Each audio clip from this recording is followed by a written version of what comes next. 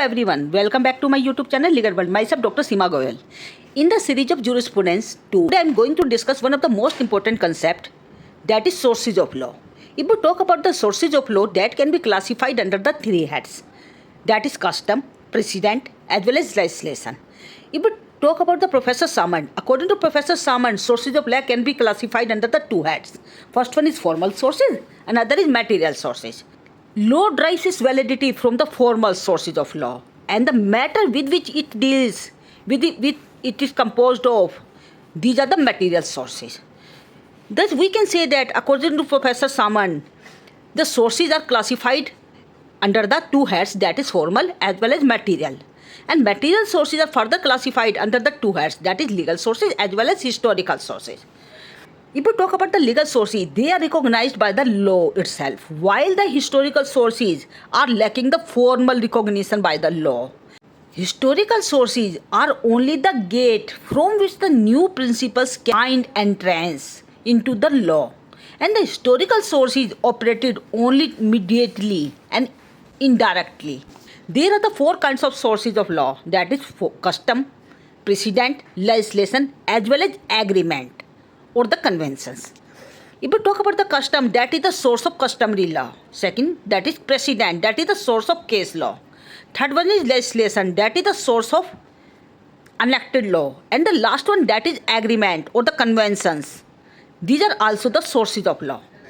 Now I will deal with all these sources one by one. If we talk about the custom, a custom is a binding rule of conduct that is established by the long usage. So the custom is binding and habitual course of conduct that is observed uniformly and voluntarily by the people concerned. A valid custom contains the force of law. If we talk about the custom, that we can be classified under the three heads, that is general custom, particular custom and local custom. If we talk about the general custom, that is applicable to the whole country, while the particular custom that is applicable to the particular class of persons, and the local custom that is applicable to certain part of country. According to Professor Samand, custom is to society what the law is to state. Each expression is realization to the measure of man's insight and ability of the principle of right and justice. There are the certain customs which are having the force of law. These customs are legal customs as well as conventional customs. If we talk about the legal custom, they are classified under the two heads, that is general custom and particular custom. Talk about the legal custom, it operates as a binding rule of law and it is operative per se, while the conventional customs, it is not operative per se. In the terms of custom, it should be accepted and incorporated by the parties into the agreement entered into. If we talk about the utility of the custom is having the certain utility. Number one, custom highlights a particular rule of conduct which is appreciated by the common man. Second, it provides a material source of law. Third one, it helps in knowing the principles of justice, public utility, reasonableness in the particular society. Fourth one, it is immemorial. It is followed by the society at large. It deals with the general consciousness for the people for their obligation. It is a matter of civilized society. And custom before the becoming the rule of conduct get recognition from the general will of people, that is general consciousness of the people. Talk about the essential elements of custom. There are the certain essential elements to be a valid custom. These essential elements are, number one, antiquity. Antiquity means custom must be in existence from any time immemorial. Means ऐसा समय जिसका हमें याद नहीं है, वो इतने समय से चलता हुआ आ रहा है. एंटिक्विटी होना जरूरी है. Second one is continuance. It must be in practice without any interruption, that is must be continuously followed by all the people without any restrictions. Means यहाँ पर जब हम कस्टम की बात करते हैं तो कस्टम के लिए प्रैक्टिकली ये जरूरी है कि उसको कंटिन्यूसली उस सोसाइटी के द्वारा फॉलो किया जाना चाहिए जिसके अंदर वो प्रिवेल कर रहा है. Means continuance is essential element for the custom. Third one is peaceful enjoyment. A custom must have been enjoyed peacefully by the concerned people. Means जिस सोसाइटी के अंदर वो कस्टम चल रहा है, प्रिवेल कर रहा है, उस सोसाइटी के द्वारा उसको पीसफुली इंजॉय किया जाना जरूरी है, तभी वो वैलिड कस्टम कहलाएगा. Next one is matter of right. It must have been enjoyed as a matter of right, and right should be enforceable. And next essential element, that is certainty. Means to be a valid custom it must be certain, it must not be uncertain. किसी भी custom की validity के लिए आवश्यक है कि वो custom certain होना चाहिए, निश्चित होना चाहिए, वो अनिश्चित नहीं होना चाहिए. And the next one is consistency. A custom must not be in conflict with the other prevailing customs. It must be inconsistent. It must be inconsistent with the other customs. Means जब हम custom की बात करते हैं तो एक valid custom के लिए ज़रूरी है कि वो बाकी जो चल रहे कस्टम के द्वारा उसका विरोध ना कर रहा हो, उसके कॉन्फ्लिक्ट में नहीं होना चाहिए. मीन्स एक custom must not be in conflict with the prevailing customs, and it must be inconsistent with the other customs. And the next essential element, that is reasonableness. A custom must be able to qualify the test of reasonableness. Just, fairness, means power to decide reasonableness of custom that is bestowed in the court of law. Means किसी भी custom के valid custom होने के लिए आवश्यक है कि वो कस्टम एक रीजनेबल कस्टम होना चाहिए, जस्ट होना चाहिए, फेयर होना चाहिए.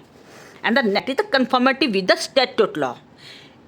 मीन्स जब भी हम कस्टम की बात करते हैं तो वो कस्टम किसी भी स्टैट्यूट या किसी भी एक ऐसे कानून का विरोध ना करे जो इस समय एग्जिस्टेंस में है. Means A legislation which is in existent must not abrogate the custom. It is essential. In case of inconsistency between the custom and the statutory provisions, the case of inconsistency between the custom and the statutory provisions, the former must give way to the latter. And last one is compulsory observance. Means observance of custom should be obligatory on the persons who are governed by that custom. There, otherwise it will not be a valid custom. कोई भी custom valid custom तभी कहलाएगा इस society के द्वारा compulsory उसको observe किया जाना जरूरी है, उसको फॉलो किया जाना जरूरी है. It must be obligatory for all the persons in the society where the custom is prevailing at a time. तो these were the certain essential elements to be a valid custom.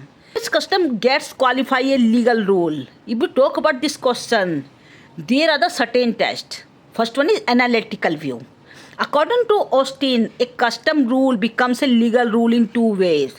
Number one, it may be adopted by the sovereign subordinate legislature and thus can be turned into the law.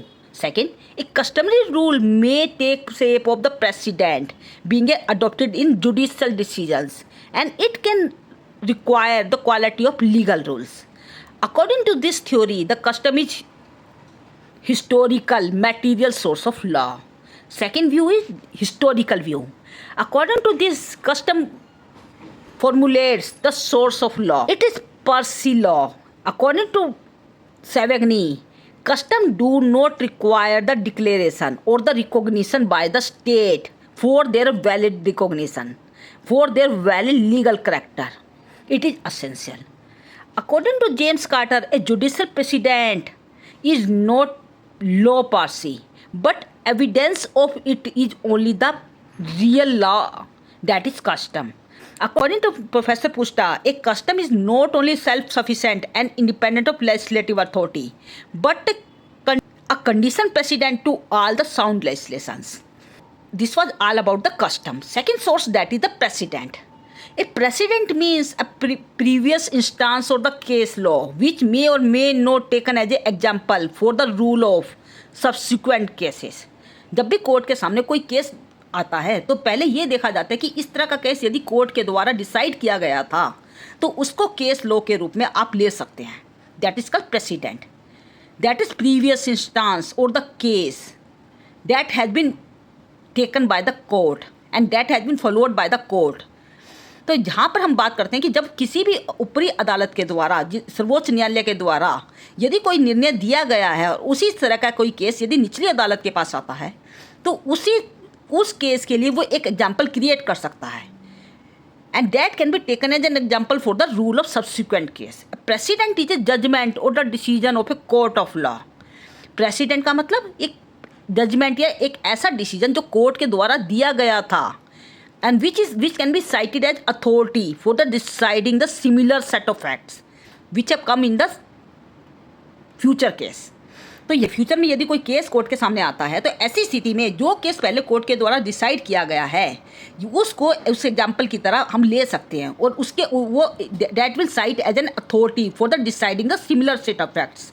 According to professor Gray, a precedent covers everything said or done which furnishes a rule of subsequent practice. While according to Professor Keaton, a judicial precedent is a judicial decision to which authority has some measures been attached. Talk about the precedent that can be of many types. First one is original precedent. A precedent which creates and applies a new rule is called original precedent. एक ऐसा president और एक ऐसा case लो जो एक नया rule create करे, उसको ओरिजिनल प्रेसिडेंट के नाम से जाना जाता है। Second one is declarative president. It does not create new rule that merely applies on the existing rule of law, that is known as declarative precedent. On the basis of enforceability, precedent can be classified under the two heads. First one is authoritative precedent, second one is persuasive precedent. If we talk about the authoritative precedent means it is binding rule of law, while if we talk about the persuasive precedent, it is not binding rule of law. If we talk about the doctrine of precedent in India, that doctrine of precedent that is recognized by the Indian legislation.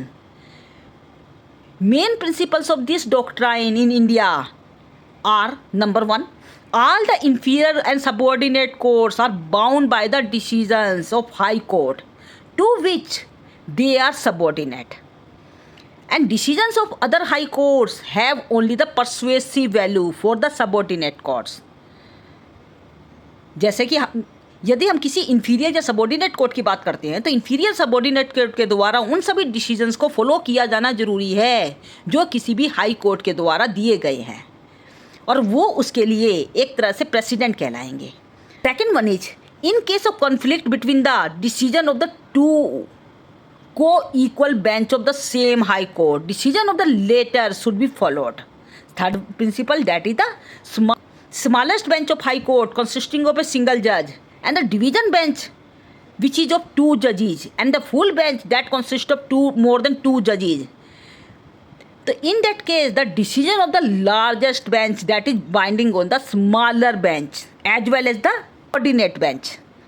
And the next rule, that is the decision of the high court is only having the persuasive value for the other high court. So the decision of one high court is not binding on the other high court, that is having only the persuasive value. That is not binding rule of law. It may be followed by the other high court or may not be followed by the other high court. And the next rule, that is the decision of the federal courts are binding on the high courts unless they are overruled by the Supreme Court. And next rule, that is the Supreme Court is the, as we know, Supreme Court is the highest court in the territory of India, and the decisions of Supreme Court are binding on all the high courts and subordinate courts of the territory of India. If we talk about the doctrine of precedent or the stare decisis under the Article 141 of the Constitution, संविधान का article 141 स्टारे डाइसिस के principal से deal करता है, और जो वो ये कहता है कि यदि किसी सुप्रीम कोर्ट के द्वारा कोई डिसीजन दिया गया है तो that must be binding on all the courts which are subordinate to it. It may be high court or it may be a district court. Supreme Court being the apex court of India, not only ratio decidendi but also the obiter dicta should also be the accepted as a binding rule of law. If we talk about these two terms, ratio decidendi and the obiter dictum, ratio decidendi imply the reason or the grounds of a judicial decision. It is the ratio decidendi which makes the decision as a precedent for the future. On the other hand, the obiter dictum, it implies the saying or an observation by the judges, a legal question that is suggested by the case before him. If we talk about the doctrine of stare decisis, that is the principle of English law by which precedents are authoritative and binding and which must be followed. Doctrine of stare decisis is not applicable to the Supreme Court, and Supreme Court will not depart from the doctrine of stare decisis unless there are some extraordinary or special reason to do so. That the Supreme Court is bound by its own decisions or not? This question was raised for the first time in the case of Dwarkadas versus Solapur Spinning and Weaving Company. And in this case, the Honorable Apex Court has held that the Supreme Court is not bound by its own decisions and may reverse a previous decision, especially on the constitutional questions. After 1955, the position had become clear after the case of Bengal Immunity Company versus State of Bihar. In this case, the Honorable Apex Court overruled its own previous decision, State of Bombay versus United Motors Limited. That was the decision which was given in 1953 by the Honorable Apex Court. Also in the case of Sajjan Singh versus State of Rajasthan, while giving the judgment by the Honorable Apex Court in 1965, Chief Justice Gajendra Gadkar has considered the question of precedent and observed that it is true that the Constitution does not place any restrictions on the power to review its earlier judgments or even to depart from them in the interest of public good. Since 1955, Supreme Court has been overruled its earlier decisions in many cases, whenever it deems fit. In 1967, Supreme Court overruled its previous decisions, which were given in the Chankri Prasad versus Union of India and Sajjan Singh versus State of Rajasthan. And these judgments, which were given in these two cases, were overruled in the case of Golaknath versus State of Punjab in 1967. Also in Kesavanand Bharati versus State of Kerala in 1973, while giving the judgment by the Honorable Apex Court furnished the rule that the Supreme Court is not bound by its own decisions.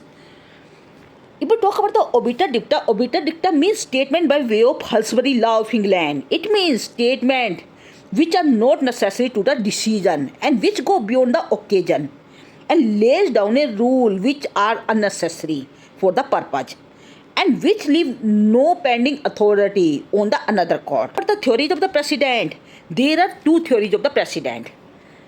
First one, that is declaratory theory, and second one is judges make the law. If we talk about the declaratory theory, according to this theory, judges don't make any law but declare the existing law. According to Blackstone, a judge is sworn to determine not according to his private judgment, but according to known laws or the customs of the land, and not delegate to produce the new law, but to maintain and explain the old ones. According to Dr. Coster, the judges were the discoverers and not to make the law. Second theory of the precedent, that is the judges make the law. The main supporters of these theories are Professor Gray, Salmon and Dicey. The jurists of sociological school give the importance to the judges as a lawmaker.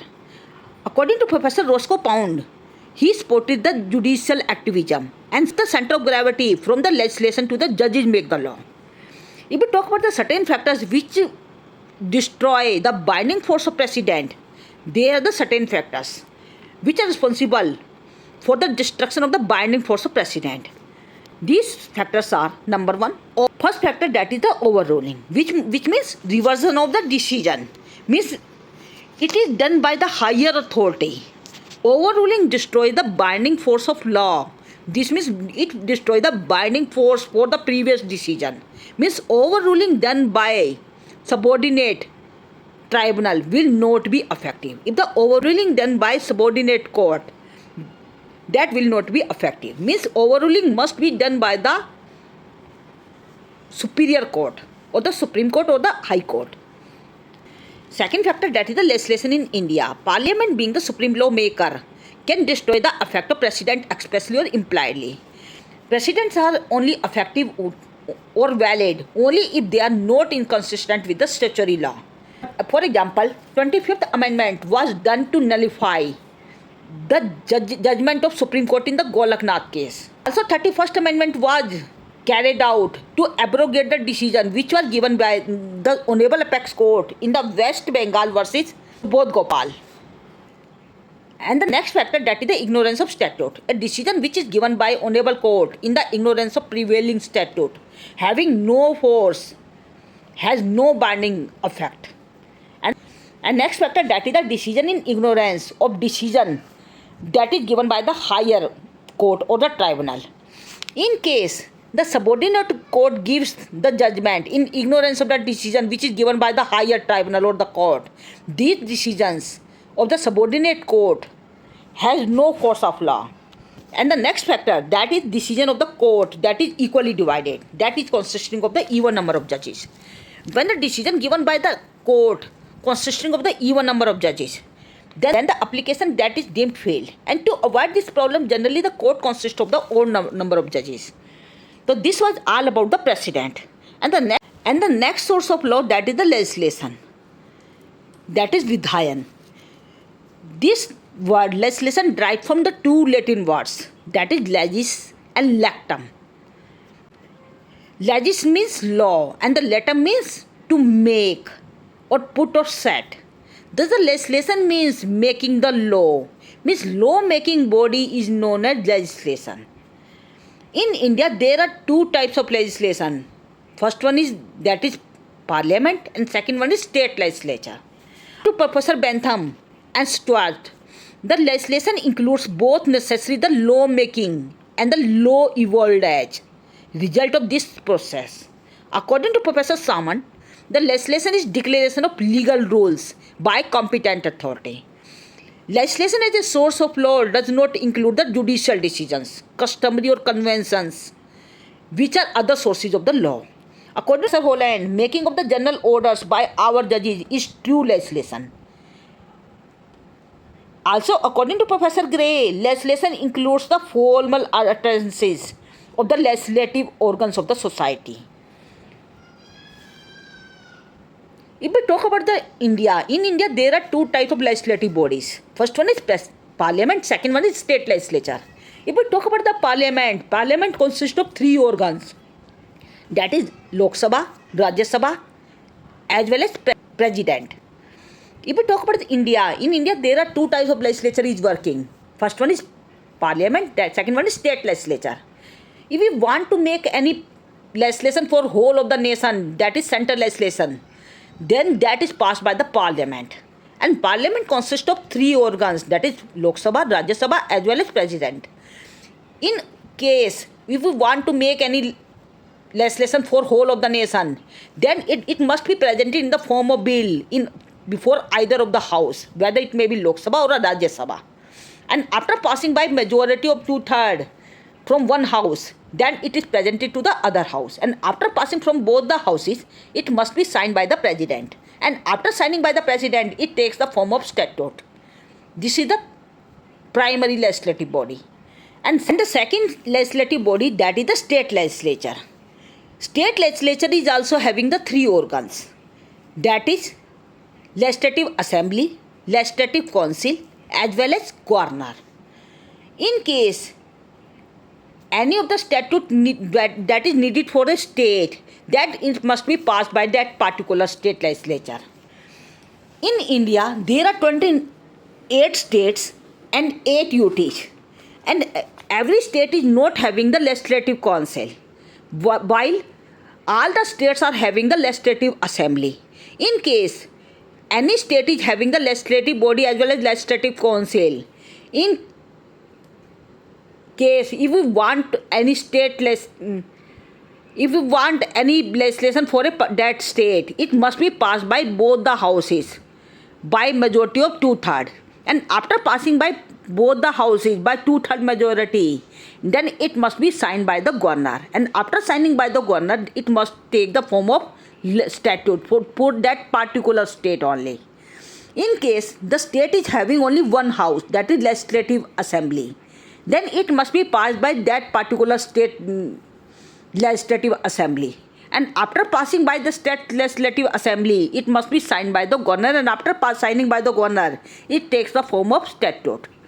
And apart from these primary legislative bodies, that is parliament as well as state legislature, there is also other legislative body, that is delegated legislation, that is known as secondary legislative body. And secondary legislative body, that is not a particular legislative body. Here the legislative power that is given to the executive authority by the state legislature or the parliament. And in case the legislation is passed by the legislative executive authority where the power is delegated by the primary legislature to the secondary legislature or the executive body, then it is known as delegated legislation or the secondary legislature. There are certain conditions where the primary legislative body, that is parliament, can delegate its power of the law making to the executive authority, such as in the case of emergency, in case of contingencies, in case of